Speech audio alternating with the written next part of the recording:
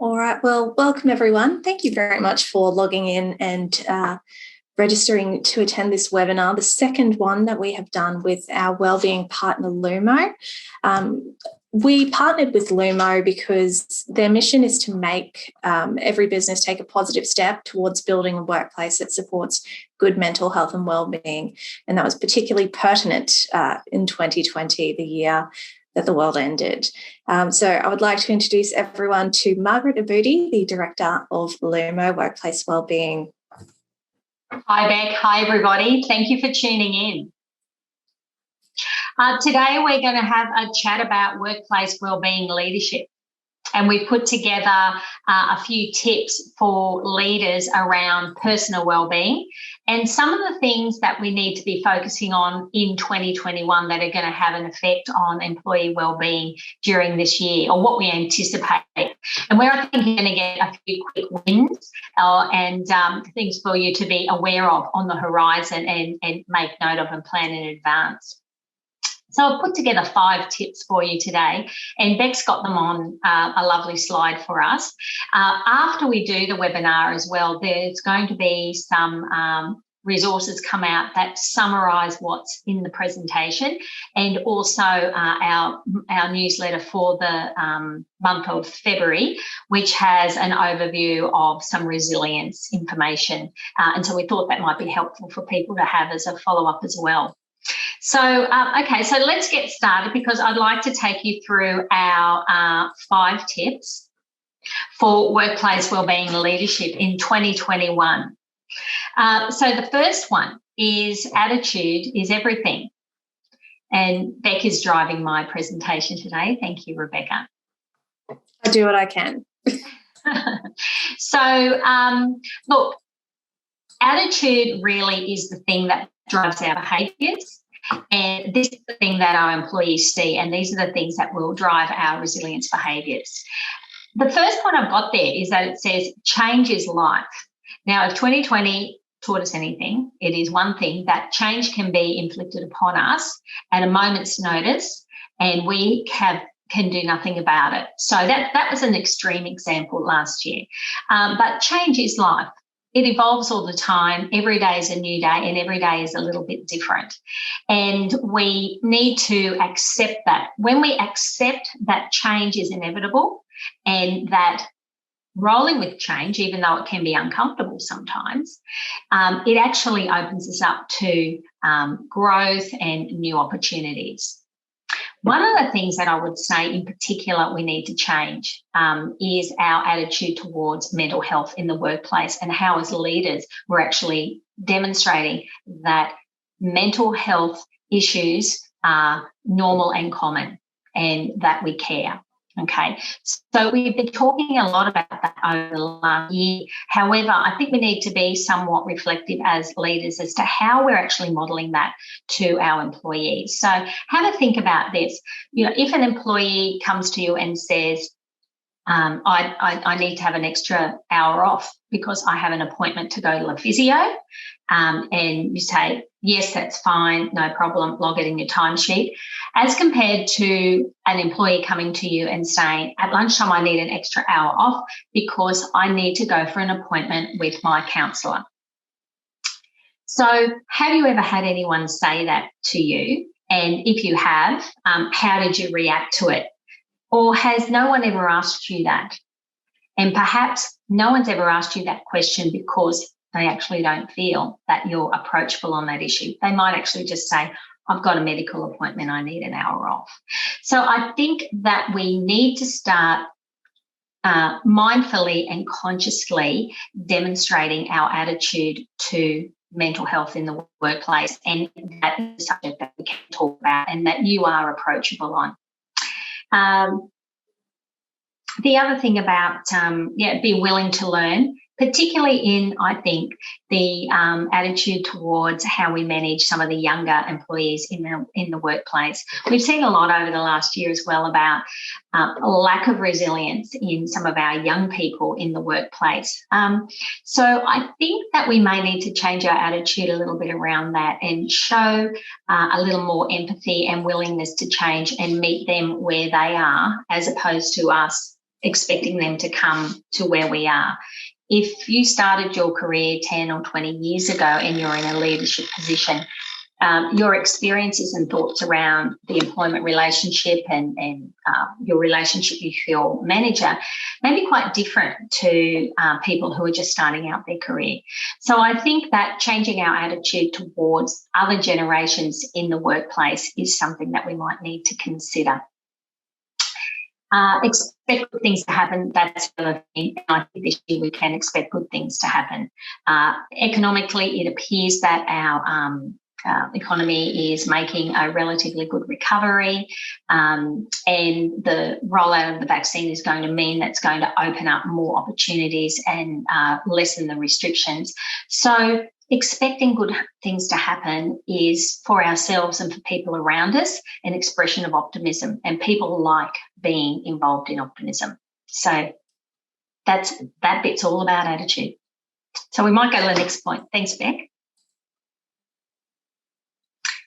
Now, this second one leads in a little bit to the first one about attitude is everything. So we also need to be leading with compassion. We did also talk about this last year, and it's going to be ever more important now for us to build on our experiences of last year. So connecting with your people as a compassionate leader is going to be imperative this year. Check in with your people and give them what they need. By that I mean go and talk to them. Ask them how they're going. Ask them how 2020 is wound up for them, how they're feeling this year.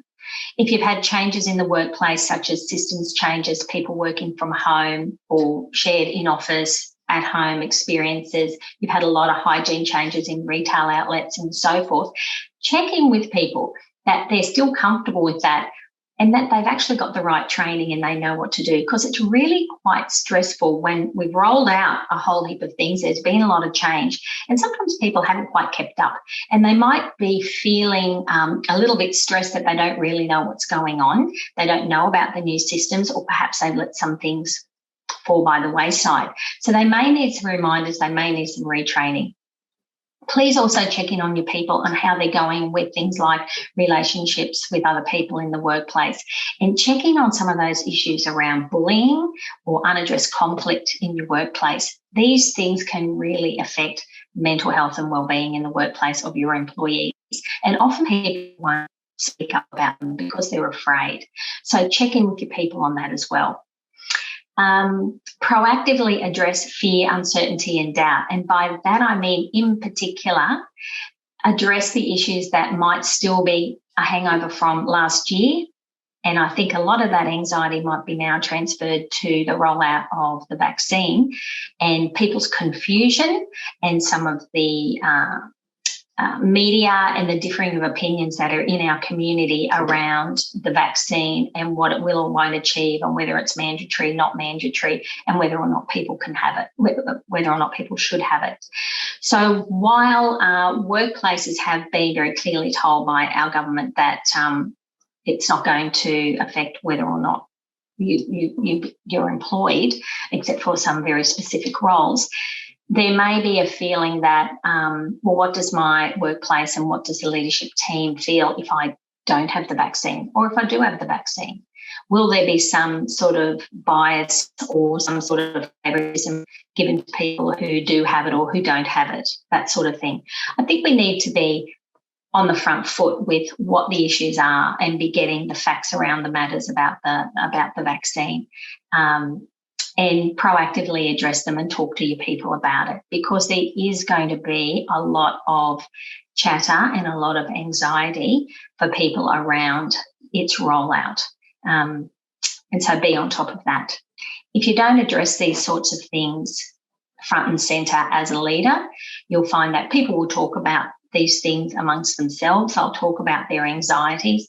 They will come to their own conclusions, and there's often a lot of negative speculation. So as leaders, I think it's going to be important to stay on top of what's happening with the media and information and messaging that employees might be getting around the vaccine rollout, and addressing those things on the front foot. And just that last point there, I've got there, big, calm and factual around any of these issues. Get your information from credible sources. Make a decision between what's going to affect you and your employees and what doesn't affect you and your employees, and make a clear distinction between what you can control and what's out of your control. So I think that's a great opportunity for leaders at the moment. Next point, Beck, thanks. Yeah, this point is around building and modelling resilience. And we talked again about quite a lot about building resilience. And in fact, our last webinar was around building personal resilience and what we do. So as leaders, it's going to be really important for us to build our resilience so that we're better at managing our teams and getting through 2021. And on top of that, modelling resilience with your team and talking to them about resilience and helping them build resilience. So if we just recap some of the things to think about when you're building your resilience, it's looking after your mental health hygiene. So you're eating, you're sleeping, and you're moving. Maintaining healthy connections with people. Maintaining good mind management practices around calming your mind and responding appropriately to emotions. The other thing is around, identifying your values and your purpose, having clear goals and tasks associated with that so that you feel like you're going somewhere in life. All of those things contribute to our resilience, and that's what resilience people do. And when they get stressed, they go to those things. If we don't have those things in place, we can fall into the trap of going to some of the traps like drinking alcohol or gambling or bad food habits and those sorts of things. So it's important that we turn back and focus on some of those resilience behaviours again. So the follow-up resource that comes out is going to say a little bit about that too. And have conversations with your staff about resilience. So it doesn't have to be formal. If you talk to people about, say, what are you doing on the weekend, and they tell you what you're doing, and you might share with them that you've decided you're going for a hike. It clears my mind. I love going for a hike on the weekend. And those sorts of subtle cues and subtle leadership actions really help other people build their resilience. The last point there is about resilient safety nets, and this is something too that we like to talk about here at Lumo. And the resilient safety nets are those sort of go-tos when we are feeling stressed, so that we don't fall into the trap of going into some of those unhealthy behaviours. So the information that's coming out, I'll give you some examples of what might be safety nets for you. So it might be things like going for a long run or connecting up with your friends and family, perhaps upskilling yourself so you're more versatile in the workplace. So get those resilient safety nets in place and talk to your staff about getting resilient safety nets in place. It's good for everyone. So that's that point. Let's go on to the next one. Yeah, harnessing realistic optimism.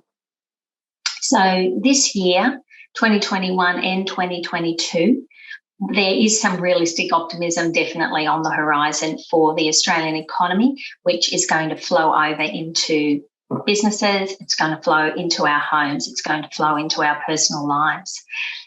With the rollout of the vaccine, we are seeing a lot of optimism around the reduction in restrictions in the future and the avoidance of lockdowns in the ways that we have. Also, opening up more opportunities for travel, more certainty around making plans. We couldn't make plans really throughout 2020. So this year people are starting to make plans about holidays and going away, reconnecting with friends and family that they haven't seen over the last year. So talk about those opportunities. Make positive plans. It's important for us to do this and to not dwell on what we missed out. Let's talk about what we're going to do in the future. And if you have some wins in your business, in your workplace, celebrate them. Acknowledge that, hey, we've really moved on, haven't we? And we've got something to celebrate and we're achieving again. So be conscious about harnessing that realistic optimism. One of my favourites. What's that last one? Right. Yes, so this last one about educating employees and have help readily available. So this is around proactively educating your employees about mental health and personal wellbeing, and make sure you've got professional help options readily available for them, even if they're the free ones out in our community. What we've heard from employers and businesses is that it's kind of getting somewhat difficult to sometimes communicate with all of your employees. If you've got half of your workforce at home, half of your workforce at the workplace, or you've got multiple outlets where people are working, it's pretty unusual to get everybody in the same place at the same time and to be able to communicate a message. We also find that some people don't really read their emails. Some people love to look at social media. Some people like to read articles in their own time on the weekends, or some people like to go to workshops during work time. So I think putting together a variety of mental health and wellbeing information and having it accessible in all those sorts of ways makes it a lot easier for everyone to have access, and they can do it in their private time. And that's that thing about making it easily accessible privately. If you've got help options, or if you've got information, sometimes people don't want to come and ask for it if they don't know where to find it, because if they're looking for help, they don't necessarily want to go to their manager or tell people in their workplace that they need help. So once you've made an announcement that this information is available to your employees, make sure it's easily accessible and very visible in the workplace. So in a couple of months' time, that person who saw the information in the first place and thought, I don't need that, in a couple of months' time, they may well need that information, but they may feel shy about coming and asking for it. So a really big tip, and something that workplaces often forget, is make sure it's always front and centre for your employees, and have professional help options available as well. Even if you're not paying for counselling, you can still communicate to your employees about what professional help options are. So as we know, we've got the Medicare system that will supply free counselling, 10 free sessions to people as a referral from GP. Other professional help options is you can book a counsellor through the Australian Psychological Society or through the Australian Counselling Association and privately engage them. Sometimes that will be covered by private health insurance. So you can have information about how you can go to those databases and find somebody in your area, in the field that you're looking for, and other help options such as community-based things. So, there is a lot of help available through places like Beyond Blue and Lifeline, or through DV Connect. So that you can have those things up and displayed, even if you're not, as a business, paying for counselling or paying for professional help for your staff. There's still heaps that you can do to help your employees. And that's about all from me. I wanted to keep it brief today. Have we? Very brief. Well done. Very brief. Which leaves us plenty of time to take some questions. So if you would like to use chat or use the Q&A box, please feel free to do either. I suppose I had some questions when it comes to leading with compassion. Managers can often probably feel like they don't want to share bad news or to burden their employees with things that are going on. I mean, and sometimes they might not even be permitted to if it comes from head office. How do you balance that, essentially? Yeah. And it is a balance, and it takes maturity and judgment. So I think the first thing is make sure you've got all the facts as the manager. And this is where I keep saying to people, stay on top of what's going on, stay on top of the news, stay on top of what's going on in your business. Make sure you're factual and you've got all the facts. And then be factual and calm and respectful when you communicate with your employees. Certainly, if there is commercial confident information, you can't share that with your employees, but you are able to tell your people that something is happening in that space or the business is looking at that. I don't know what the answer to that question is going to be, but when I have something to tell you, I'll come back and tell you in the future. So you need to acknowledge the issue. That's the big thing. If you can't ignore questions from your people. Even if they ask a question and you don't know the answer, or you can't tell them the answer, you need to acknowledge the question and at least say to them, I don't know the answer to that, but that's a good question. When I have some information on that, I'm going to share it with you. That's the best advice. And it's totally understandable that you can't share everything with your employees. And most employees know that anyway. They know that they're not going to know everything. The other thing about leading with compassion is there's a kind of a little 3-step process I like to tell people about when you think that you need to talk to somebody who may be experiencing some difficulties at this time, or they've come to you with a problem. So that's recognise, empathise, and then show them to the right support. So if you see somebody who is perhaps struggling at work, perhaps they're getting not handling, say they're working in a customer complaint area, and they seem to be getting a lot more upset or frustrated with the customers than they normally would. They normally take that in their stride. And you can see that they're really quite anxious and upset and perhaps even getting angry. Go and talk to them and say, hey, I've observed this. That's not normally like you. Is everything okay? And that's a good way to approach people on those issues. And then have a listen to what they have to say. Some people will say, no, I'm fine. I don't want to talk about it. And so you can respond with something like, okay, look, I'm always here if you need any help. So keep the door open and check in on them again. If they do answer your question and there is something wrong, listen to them with empathy. Don't try and give them a solution. Just listen to what they have to say. And don't make any judgments. Don't try and give them any solutions. Just listen to what they have to say.